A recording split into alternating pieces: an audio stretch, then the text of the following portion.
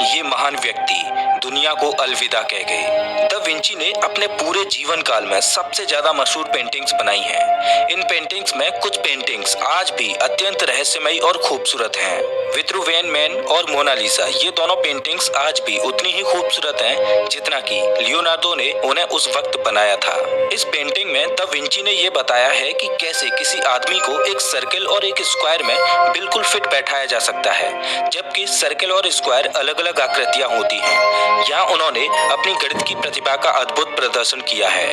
और Mona Lisa painting का तो कहना ही क्या, ये पेंटिंग आज भी अपनी रहस्यमय मुस्कान के लिए जानी जाती है। पेरिस के म्यूजियम में सुशोभित मोनालिसा की 1.5 इंची मुस्कान वाली खूबसूरत पेंटिंग को देखकर सभी उनकी प्रतिभा की प्रशंसा किए बिना नहीं रहते। दा विंची ने एक अलार्म घड़ी का भी आविष्कार किया।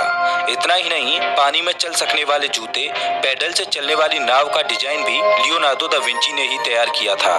दा विंची को अपने युग का सबसे महान एक्सपेरिमेंटल साइंटिस्ट माना जाता है और शायद यही कारण है कि उन्हें यूनिवर्सल मैन का दर्जा प्राप्त है। और हो भी क्यों ना, उनके बाद से आज तक यूनिवर्सल मैन हुआ ही नहीं है। उनका मस्तिष्क सदा ही नए नए विचारों और सिद्धांतों के बारे में ही विचार करता रहता था।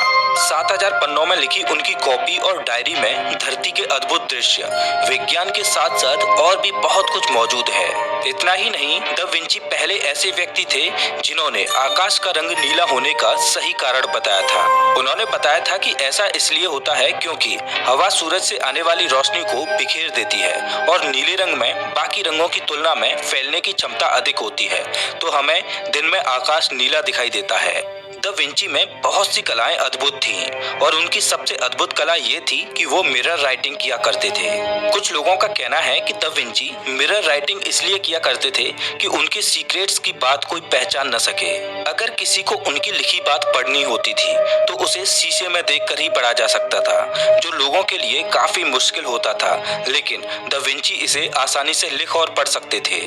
कहा जाता है कि दा विंची किसी व्यक्ति की पेंटिंग बनाने के लिए उसके पीछे दिन भर घूमा करते थे ताकि उस व्यक्ति का चेहरा उन्हें आसानी से याद हो जाए और फिर घर आकर वो उस व्यक्ति को हूबहू चित्र के रूप में बना दिया करते थे।